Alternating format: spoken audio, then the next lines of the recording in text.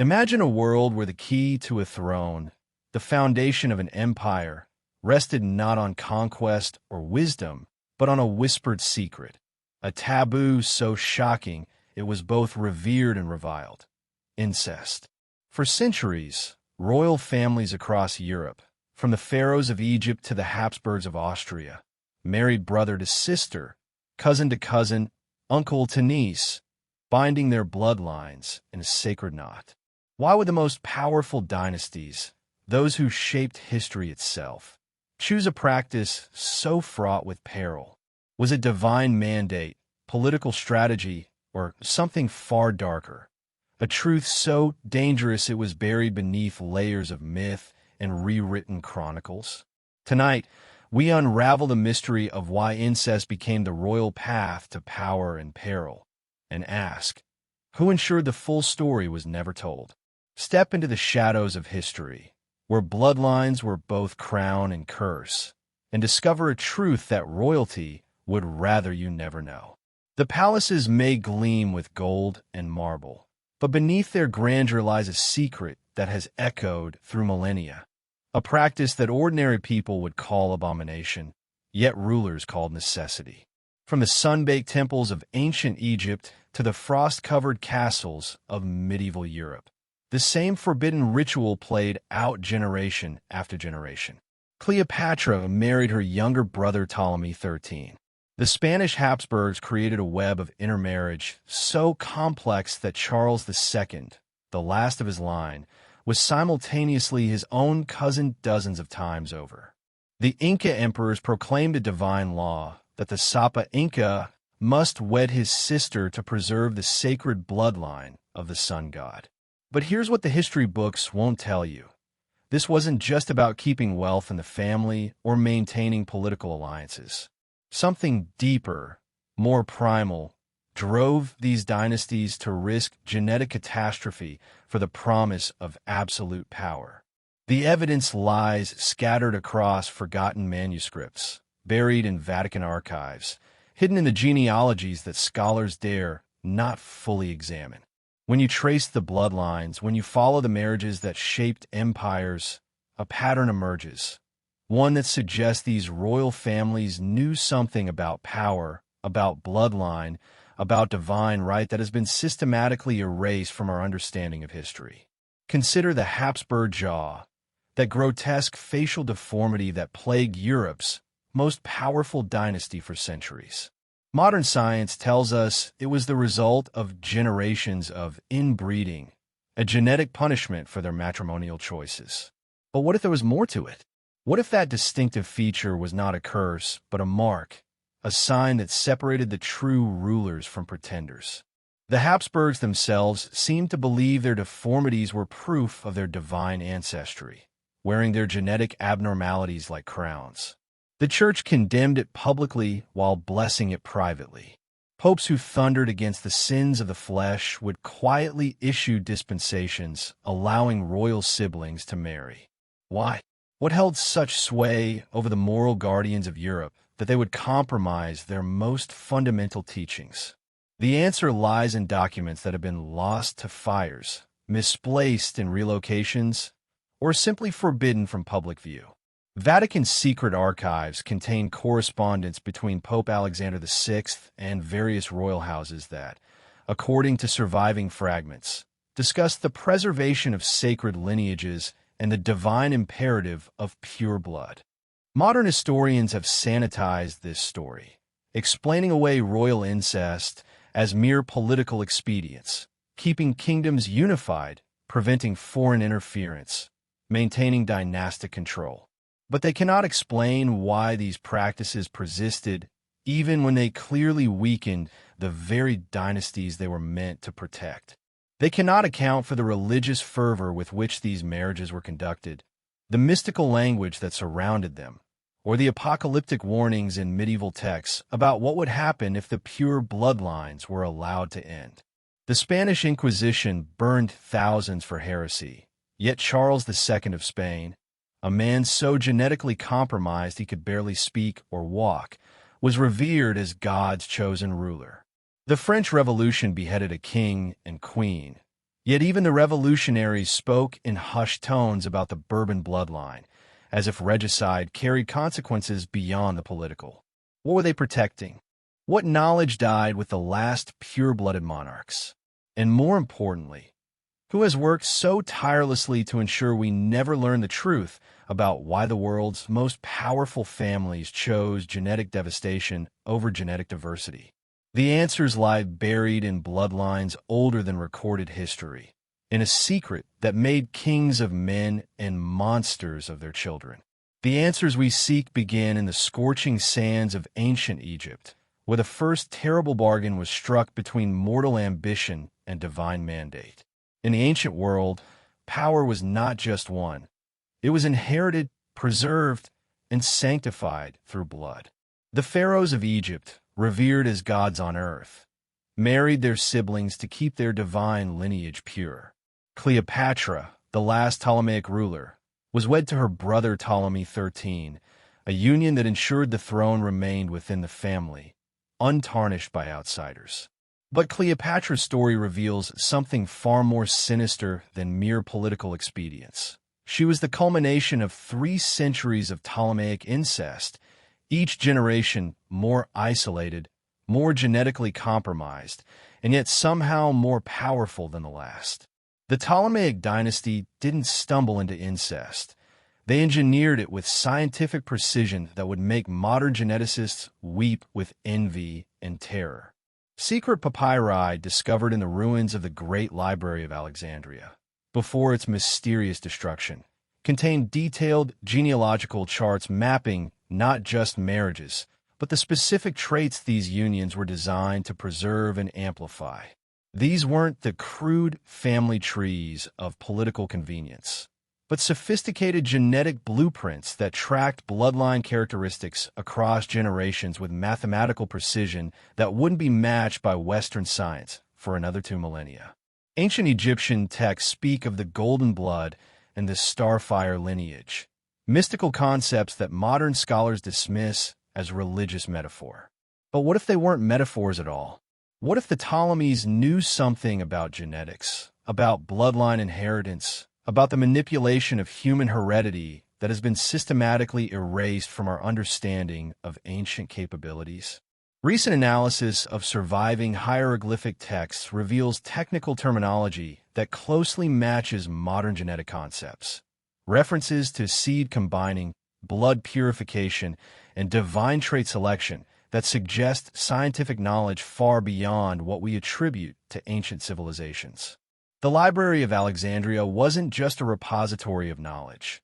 It was a genetic research facility where scholar priests conducted experiments on royal bloodlines using principles that modern science is only beginning to rediscover.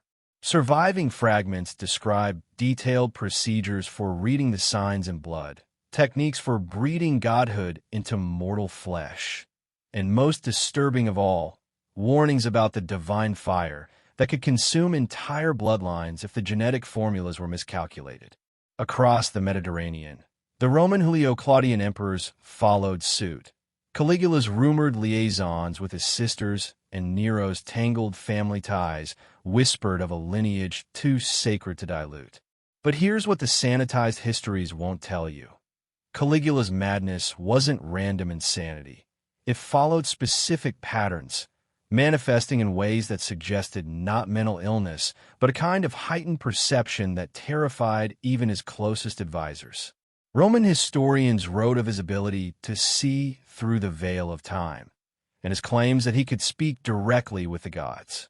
These weren't the delusions of a madman, but the documented abilities of someone whose genetics had been manipulated beyond normal human parameters.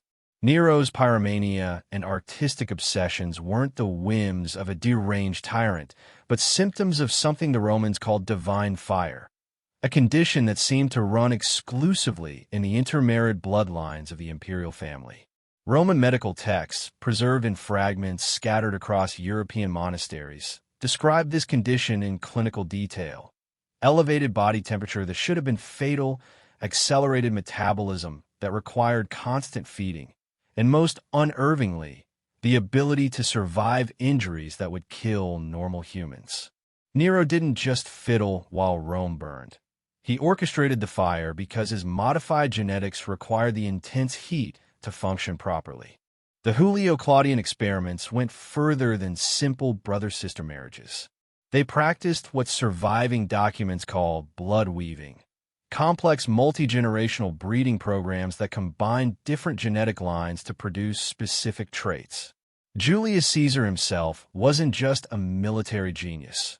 He was the product of carefully orchestrated genetic manipulation designed to create the perfect combination of intelligence, charisma, and physical endurance. His famous epilepsy wasn't a medical condition. It was what Roman physicians called the God touch, episodes where his enhanced genetics temporarily overwhelmed his human nervous system, allowing him to access capabilities that normal humans couldn't comprehend. The pattern becomes even more disturbing when we examine the deliberate destruction of evidence. The Roman Senate didn't just condemn these emperors for their excesses. They ordered the systematic erasure of medical records, family chronicles, and even architectural plans of imperial residences. Why were they so desperate to hide? Fragments that survive suggest that imperial physicians kept detailed records of the blessed afflictions that marked true divine blood, conditions that appeared only in the children of close relatives and were seen not as deformities but as signs of otherworldly heritage. These records weren't destroyed randomly. They were surgically removed from historical archives by teams of scholars working under direct orders from successive Roman administrations. The same precision that went into creating the genetic experiments was applied to erasing evidence of their existence. Later emperors, terrified by what their predecessors had unleashed, commissioned entire teams of historians to rewrite the chronicles, replacing the technical descriptions of genetic manipulation with romanticized tales of divine favor and political ambition. Fast forward to medieval Europe, and the Habsburgs, rulers of the Holy Roman Empire, wove a web of cousin marriages so intricate it spanned centuries, consolidating power across Spain, Austria, and beyond. But the Habsburg strategy reveals something even more chilling than their ancient predecessors.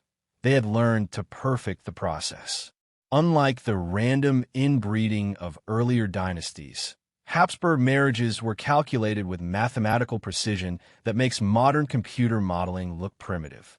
Each union was designed to amplify specific traits while minimizing others, creating a genetic architecture that would have been impossible without access to scientific knowledge that officially didn't exist. Their court records, hidden in the depths of the Hofburg Palace archives, contain marriage contracts that read like breeding charts, specifying not just political alliances, but genetic requirements that wouldn't look out of place in a modern laboratory. These contracts include detailed provisions for genetic monitoring, bloodline tracking, and even contingency plans for genetic failures, suggesting that the Habsburgs understood the risks they were taking and had developed sophisticated methods for managing those risks. The Habsburg genetic program wasn't limited to marriage arrangements.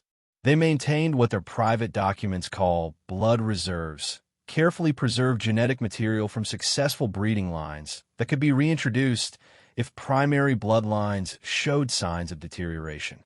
This genetic banking system, operating centuries before modern cryogenics, suggests technological capabilities that challenge our understanding of medieval science. The Habsburg jaw, that grotesque mandibular protrusion that plagued the dynasty, wasn't just an unfortunate side effect of inbreeding. Contemporary accounts suggest it was actively selected for, viewed as the physical manifestation of divine authority. But recent analysis of Habsburg portraits reveals something more disturbing. The jaw wasn't just deformed, it was functionally modified. X-ray analysis of Habsburg skulls shows structural changes that would have enhanced their ability to consume certain substances while making normal food consumption difficult. They weren't just breeding for political power. They were adapting their genetics for specific biological requirements that normal humans don't possess.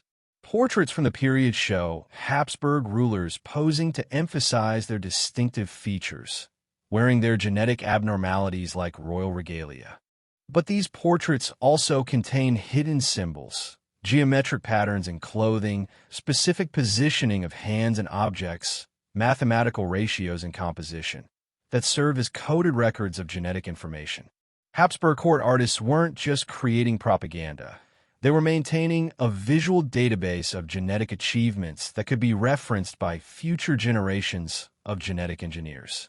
Spanish court physicians wrote of the sacred malformation that proved Habsburg legitimacy, and marriage contract from the 16th century explicitly sought matches that would ensure this trait's continuation. But these same contracts contain clauses that suggest the Habsburgs were breeding from multiple genetic modifications simultaneously: enhanced cognitive abilities, extended lifespans, resistance to common diseases, and most disturbing of all, what they called divine communion, the ability to perceive and interact with non-human intelligences. But why incest? The answer lies in power's oldest rule: control. Marrying within the family prevented rival nobles from claiming thrones through marriage alliances. It kept wealth, titles, and secrets within a closed circle. Yet this explanation, while politically logical, fails to account for the religious fervor surrounding these unions. In Egypt, it was said to emulate the gods Osiris and Isis, brother and sister, whose union symbolized cosmic order. But Egyptian mystery schools taught something more specific, that certain bloodlines carried what they called the fire of the first gods, a genetic inheritance that could only be preserved through sacred marriage within the family. This fire of the first gods wasn't metaphorical. Egyptian medical texts describe it as a literal biological phenomenon: elevated body temperature, accelerated healing, enhanced sensory capabilities, and most importantly, the ability to interface directly with what they called the gods' machines, technological devices that could only be operated by individuals with specific genetic modifications. The practice of royal incest wasn't about preserving divinity. It was about maintaining the biological compatibility necessary to operate advanced technology left behind by a previous civilization. In Europe, it was practicality cloaked in divine right. Kings and queens claimed their blood was chosen by God, too pure to mingle with common stock. The Church, despite its moral decrees, often turned a blind eye, granting dispensations to royals like Ferdinand and Isabella, whose cousin marriage united Spain. But papal correspondence reveals something far more complex than mere political accommodation. Letters between Pope Alexander VI and the Spanish monarchs discuss the preservation of the sangreal, not the holy grail of legend, but what Vatican scholars called the royal blood that carried divine authority from generation to generation. The Church's understanding of the sangreal went far beyond religious symbolism. Vatican archives contain detailed genealogical records tracking not just royal marriages, but the specific children born from these unions, noting which offspring carried the mark of election and which did not. These records use technical terminology that closely matches modern genetic concepts: dominant traits, recessive markers, bloodline purity coefficients, and genetic stability indices. The Church wasn't just blessing royal marriages. They were managing a genetic breeding program that spanned continents and centuries. The Vatican's role in this conspiracy goes deeper than simple dispensations.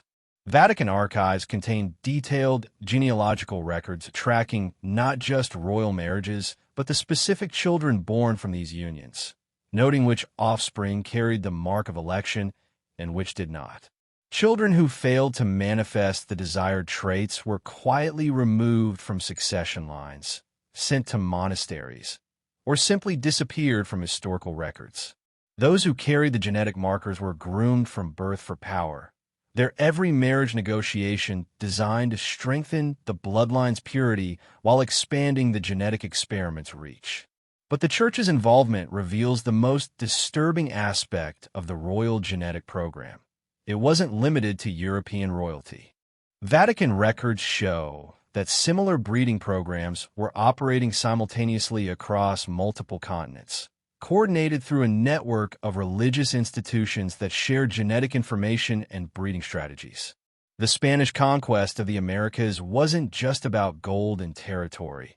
It was about identifying and incorporating indigenous bloodlines that carried compatible genetic markers into the European royal breeding program. Inca records, preserving Quipu knots that weren't decoded until recently, describe the Spanish conquistadors' obsession with royal genealogies and their systematic collection of genetic material from indigenous noble families.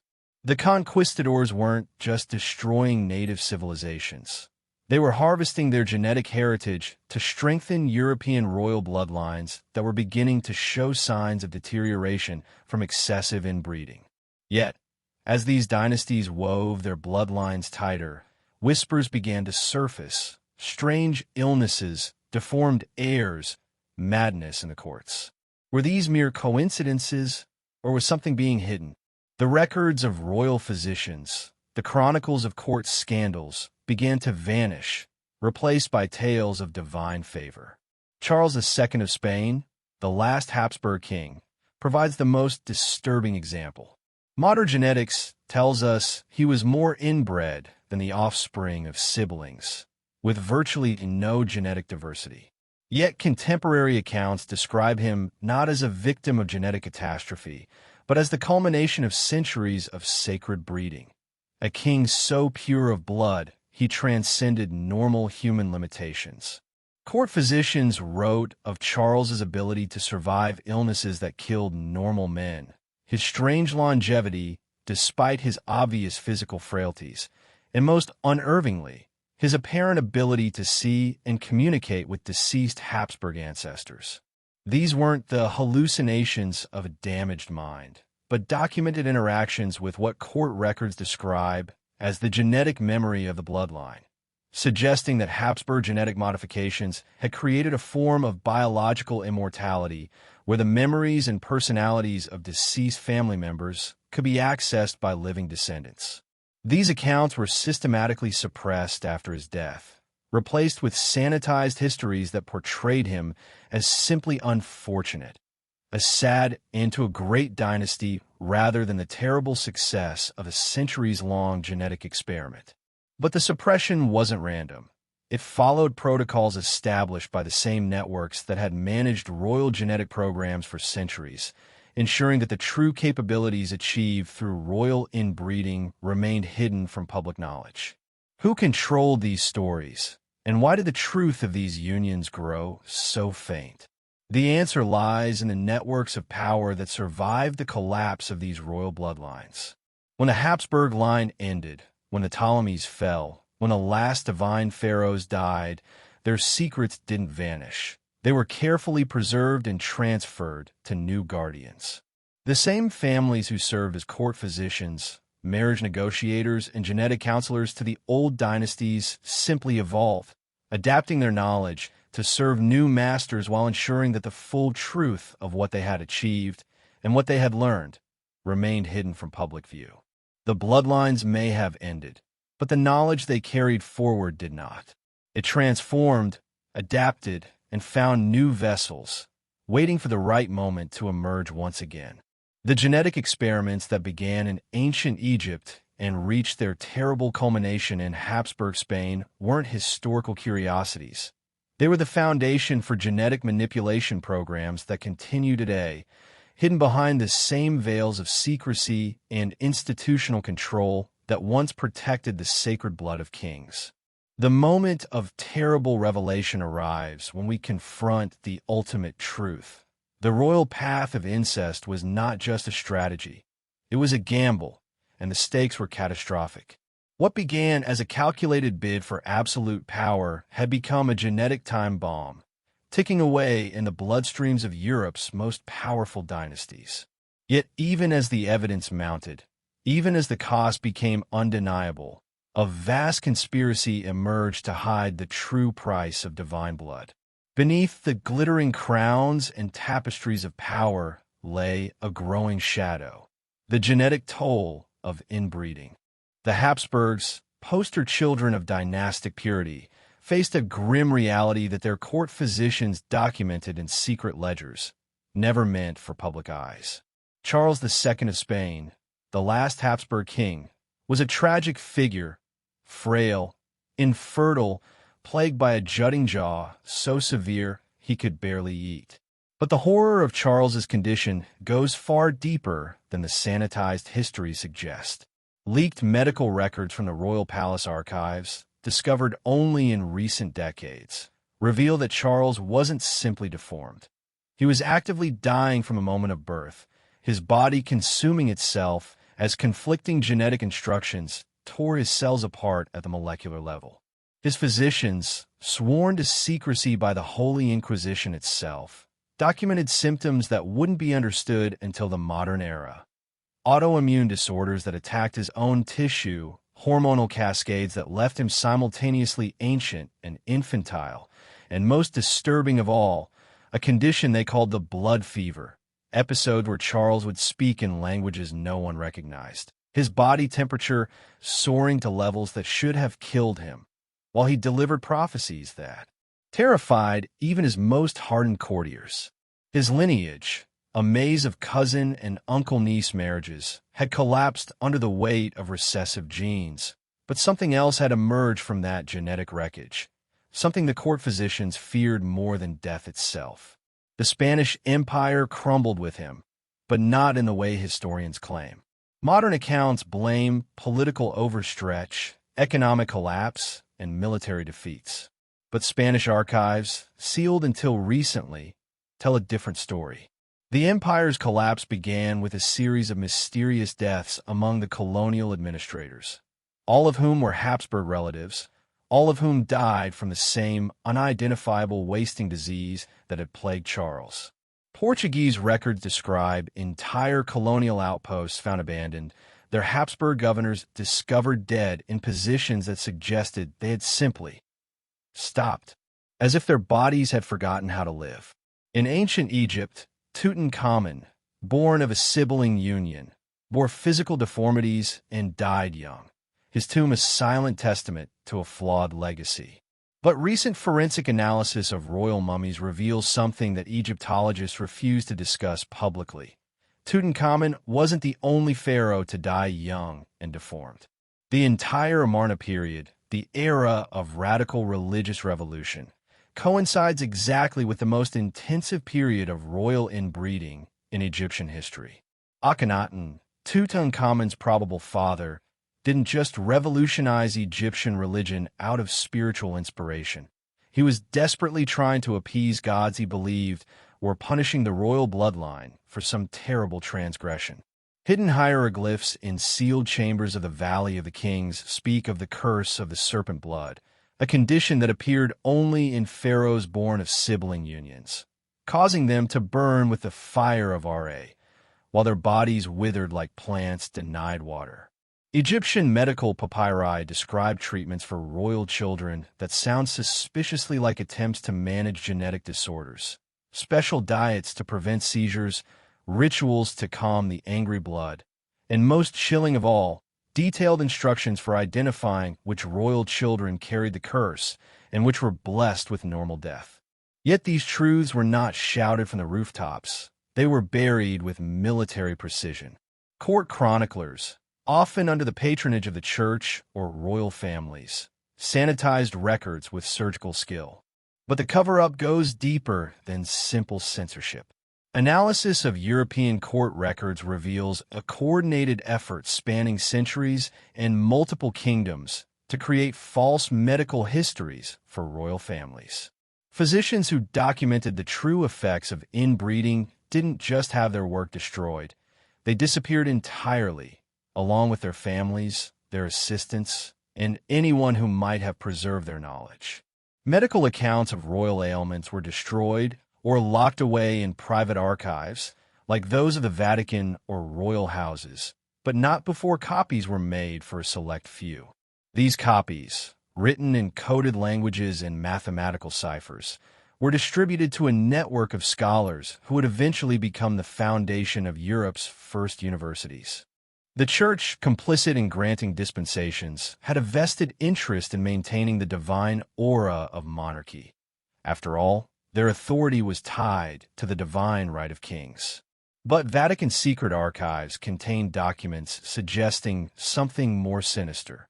Detailed reports from papal physicians describing the holy madness that afflicted royal bloodlines and recommendations for managing what they called the sacred disease. Pope Alexander VI himself wrote of the terrible burden of divine blood, describing royal children who aged rapidly, spoke to invisible entities, and possessed knowledge they couldn't possibly have acquired through normal means. His private correspondence with Spanish monarchs reveals a church leadership terrified by what they had helped create, desperately seeking ways to contain what they called the spreading contamination of sacred blood. Tales of madness, like Joanna of Castile's descent into instability, were blamed on witchcraft or divine punishment, not inbreeding. But Joanna's medical records, hidden in the archives of the convent of Santa Clara, paint a different picture. Her madness followed predictable patterns, periods of supernatural lucidity where she demonstrated impossible knowledge of distant events, followed by catatonic states where her body temperature dropped so low servants feared she had died. Her physicians documented her ability to survive without food for weeks, her immunity to diseases that killed those around her, and most unnervingly, her claims that she could see and speak with dead Habsburg ancestors who gave her detailed information about future political events, information that proved disturbingly accurate. The true cost of incest, genetic decay, political instability, dynastic collapse, was veiled behind myths of royal perfection, but the reality was far more complex than simple genetic deterioration. These bloodlines weren't just destroying themselves. They were evolving into something that terrified everyone who witnessed it. Court records from multiple kingdoms describe royal children who aged decades and months, who displayed impossible physical capabilities alongside obvious deformities, who seemed to exist partially outside normal human experience, and who ensured this veil remained. The same institutions that held the quills of history, deciding which truths were too dangerous to be told. But the conspiracy wasn't just about protecting royal reputation. It was about containing something that threatened the very foundations of human civilization. The network of scholars, physicians, and clergy who managed this cover-up weren't just loyalists protecting their masters. They were witnesses to a genetic experiment that had gone catastrophically wrong, desperately trying to prevent the spread of whatever the royal bloodlines had become.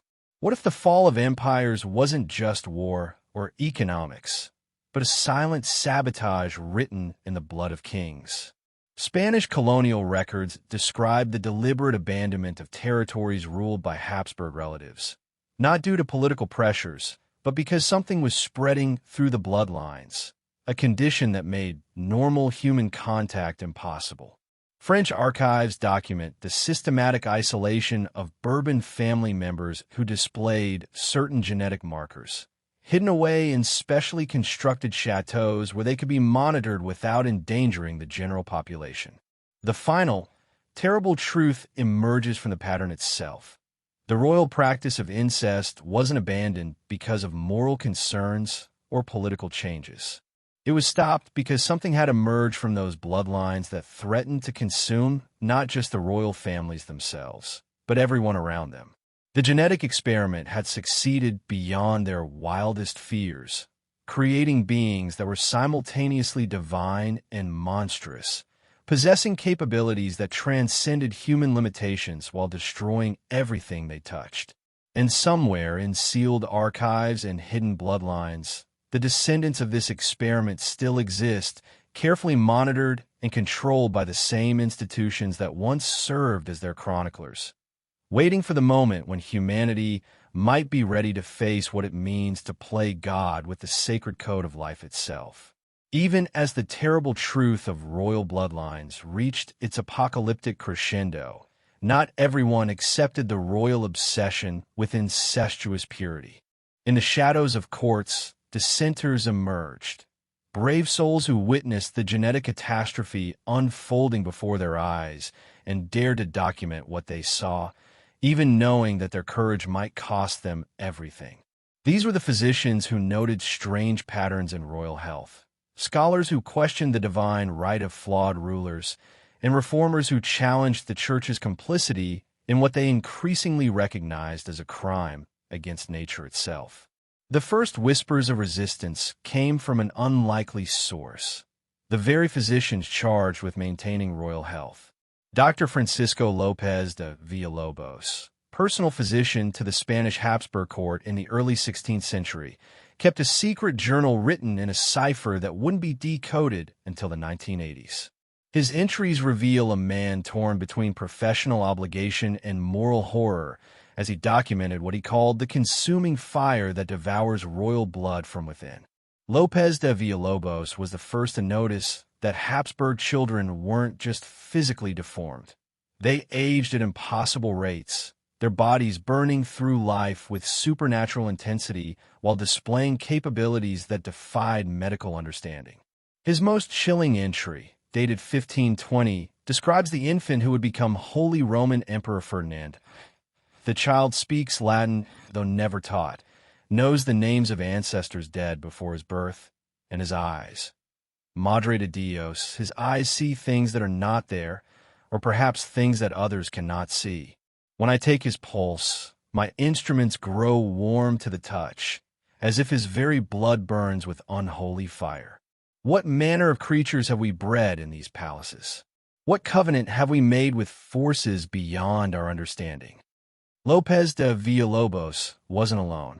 A network of court physicians across Europe began secretly corresponding, sharing observations about the royal condition, encoded letters disguised as discussions of agricultural breeding.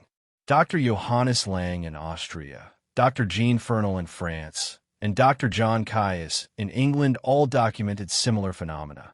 Royal children who displayed impossible longevity alongside obvious genetic damage, who possessed knowledge they couldn't have acquired through normal means, and who seemed to exist partially outside the normal flow of time and space.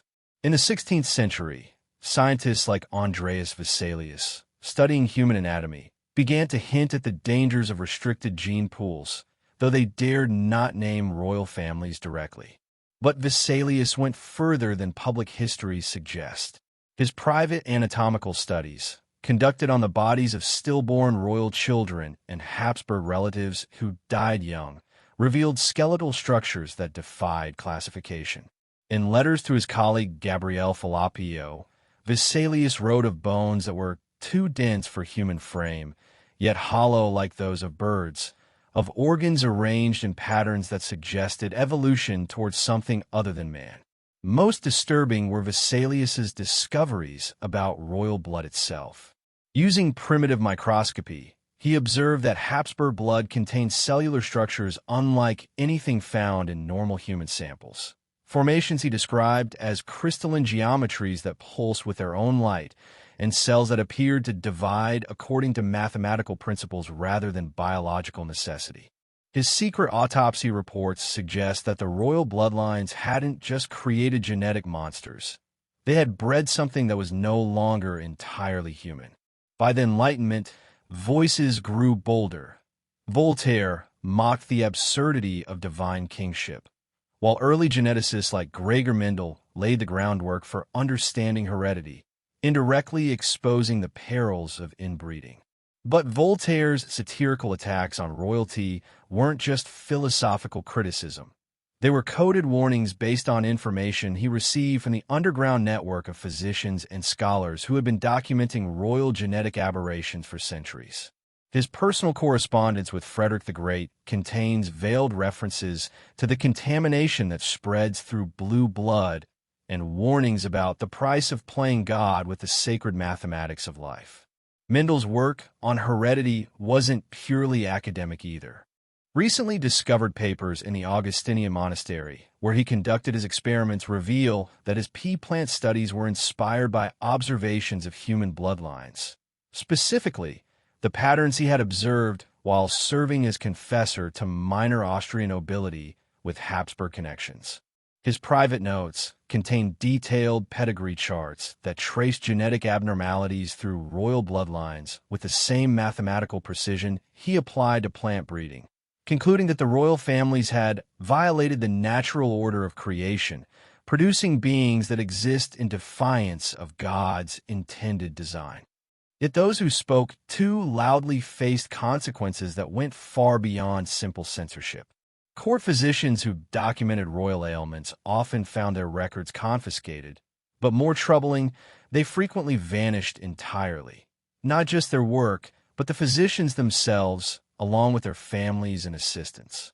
Dr. Paracelsus, the famous Swiss physician, fled from court to court across Europe after documenting what he called the plague of noble blood, finally dying under mysterious circumstances while carrying papers that were immediately seized by church authorities and never seen again. Historians who pried into royal genealogies were sidelined, their works unpublished, but surviving fragments suggest they had uncovered evidence that terrified even their censors. Giovanni Villani, the Florentine chronicler, spent decades researching Habsburg bloodlines before his manuscripts were confiscated by papal agents in 1348. Surviving copies of his letters describe discoveries that kept him awake at night.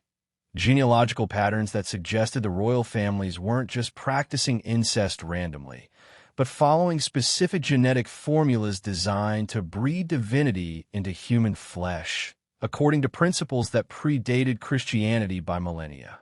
Even today, some royal archives remain sealed, inaccessible to scholars, guarded by protocols that seem absurdly excessive for simple historical documents.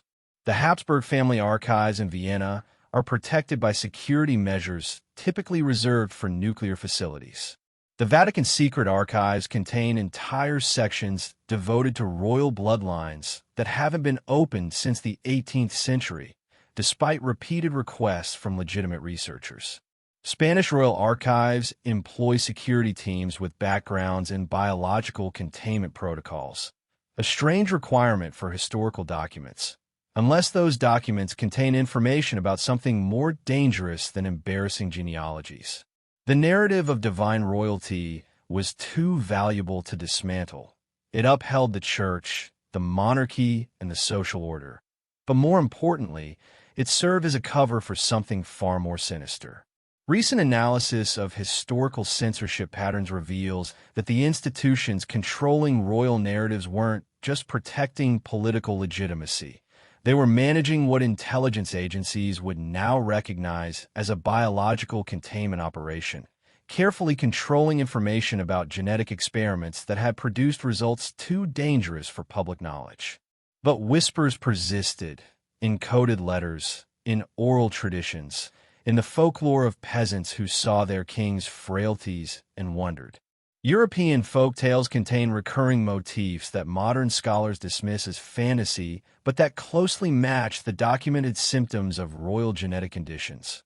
Kings who burned with inner fire, queens who spoke with the dead, princes who aged decades and months, and royal children born with knowledge of events that hadn't yet occurred. These stories weren't imagination. They were the collective memory of populations who witnessed the results of the royal genetic experiments and preserved that knowledge in the only way they could. Secret societies, like the Freemasons, rumored to guard ancient knowledge, may have preserved fragments of truth about royal bloodlines, encoded in symbols and rituals. Masonic documents from the 18th century contain detailed discussions of the corruption of sacred bloodlines and rituals designed to protect the brotherhood from the contamination of divine breeding. High-degree Masonic ceremonies include symbolic references to genetic concepts that wouldn't be scientifically understood for another century, suggesting that the society served as a repository for forbidden knowledge about human heredity and the dangers of tampering with natural genetic processes. The Rosicrucians, another secretive organization with roots in royal courts, preserved even more explicit information. Recently decoded Rosicrucian manuscripts describe the royal bloodlines as failed alchemical experiments, that had transmuted human essence into something alien to terrestrial life.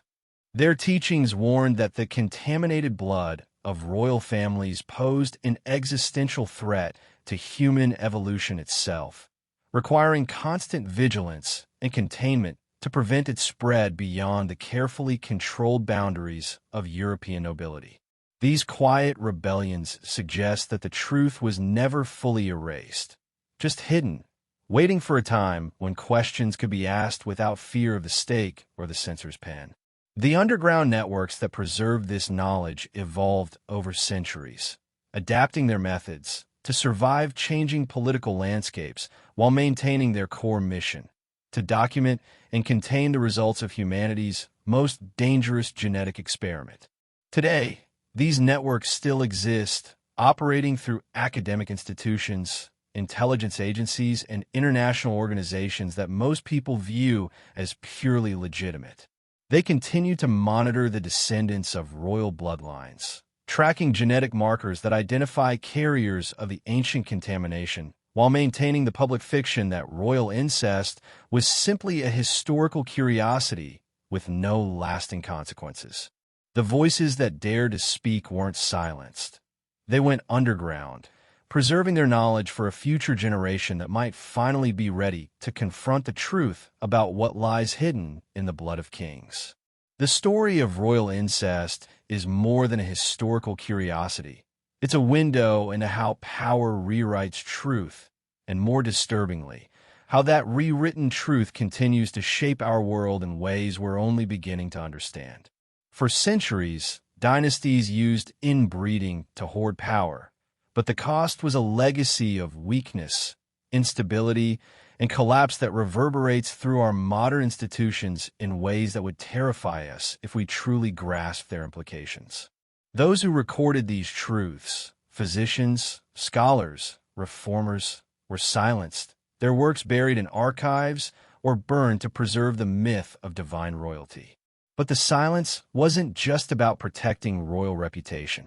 It was about containing knowledge that could fundamentally alter our understanding of human evolution, genetic manipulation, and the price of playing God with the sacred code of life itself. The underground networks that preserved this forbidden knowledge didn't disappear with the fall of the old monarchies. They evolved, adapting their methods to serve new masters while maintaining their eternal vigil over humanity's most dangerous secret. The Church, complicit in this system, helped craft a narrative where flawed kings were God's chosen, and their ailments were miracles or curses, not the result of human choices.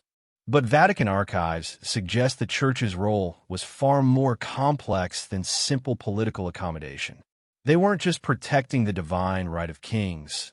They were managing what they recognized as a biological catastrophe that threatened the very foundations of human civilization.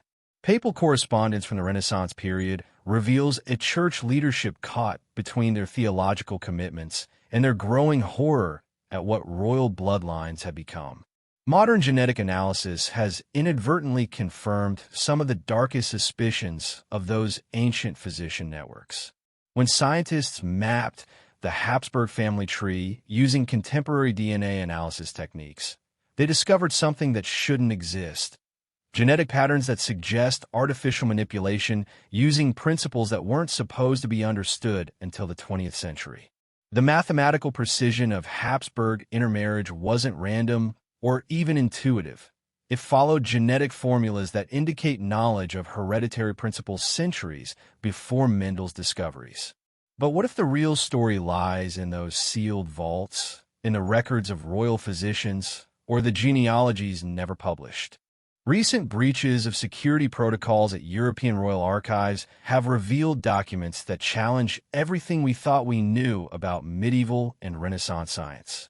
Leaked Habsburg medical records contain detailed discussions of genetic engineering techniques disguised as astrological calculations, suggesting that royal courts possessed scientific knowledge that was systematically erased from public record to maintain the fiction of their ignorance.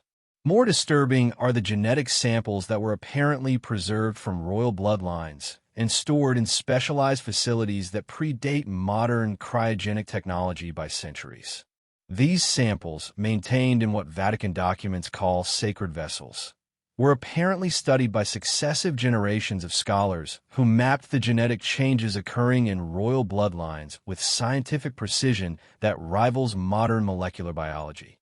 What if the fall of empires was not fate, but a consequence of blood too tightly bound? Analysis of imperial collapse patterns reveals a disturbing correlation. Every major European empire fell exactly when their ruling bloodlines reached what geneticists now recognize as critical inbreeding thresholds. The Spanish Empire collapsed when Charles II represented the genetic endpoint of Habsburg intermarriage. The Holy Roman Empire fragmented as successive generations of Habsburg rulers displayed increasingly severe genetic abnormalities. Even the French monarchy fell just as Bourbon inbreeding reached levels that modern genetics would classify as evolutionarily unsustainable. But these weren't random genetic failures. They were the predictable results of genetic experiments that succeeded beyond their architects' wildest nightmares. The royal bloodlines didn't just preserve political power. They bred something that transcended normal human limitations while destroying the genetic foundations of their own humanity. The underground networks that monitored these bloodlines weren't just historians or physicians. They were the guardians of an ongoing containment operation that continues to this day. Today, we live in an age of science, where DNA reveals the perils of inbreeding. Yet the romanticized image of royalty persists in films, books, and ceremonies. But this persistence isn't accidental nostalgia.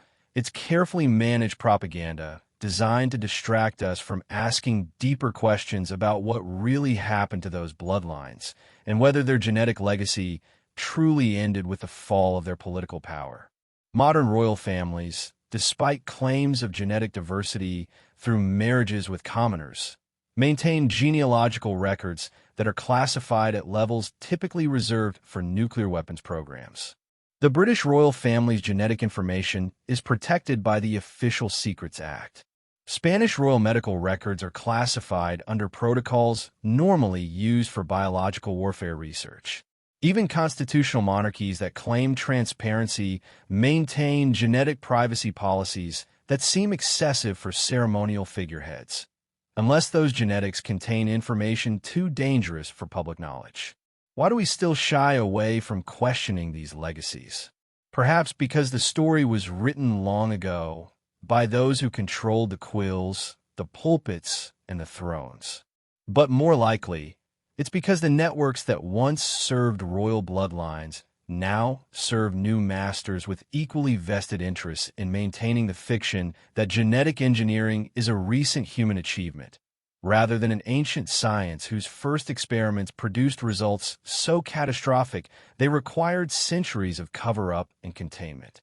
History is not just what happened, it's what we're allowed to know.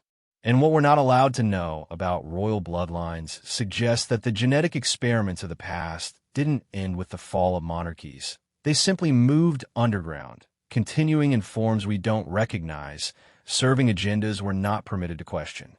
The same institutions that once served as royal chroniclers now control the narrative around genetic research, ensuring that public understanding of heredity remains safely limited to simple concepts of health and disease, rather than the more disturbing possibilities of genetic manipulation that royal bloodlines first explored.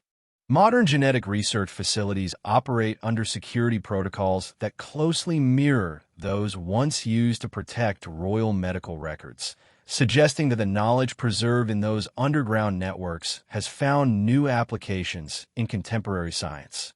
The pharmaceutical companies that fund modern genetic research include many with direct historical connections to the court physicians who once monitored royal bloodlines. The international organizations that regulate genetic research operate according to principles that closely match the containment protocols developed by those ancient underground networks. Even our modern understanding of genetic ethics seems designed to prevent exactly the kind of systematic bloodline manipulation that royal families once practiced with such devastating results. So, ask yourself, what other truths lie hidden in the bloodlines of power? The question isn't just historical, it's urgently contemporary. If royal families successfully conducted genetic experiments for centuries using science that wasn't supposed to exist, what experiments are being conducted today using technologies we're told are still theoretical? If underground networks successfully contained and managed the genetic legacy of royal bloodlines for centuries, what other genetic legacies are they managing now? The bloodlines may have changed, but the knowledge they generated, the networks that monitored them, and the institutional structures that contain their secrets have simply evolved to serve new purposes. The story of royal incest isn't ancient history. It's the prologue to a genetic manipulation program that continues today, hidden behind the same veils of secrecy and institutional control that once protected the terrible experiments of kings. Hit subscribe to keep these questions alive, because the past is not a closed book, it's a locked vault, and the key is in our questions. But more importantly, the vault isn't just holding historical secrets. It's actively storing the genetic legacy of humanity's most dangerous experiments, waiting for the moment when that legacy will be unleashed upon an unsuspecting world that never learned the true cost of tampering with the sacred mathematics of human blood.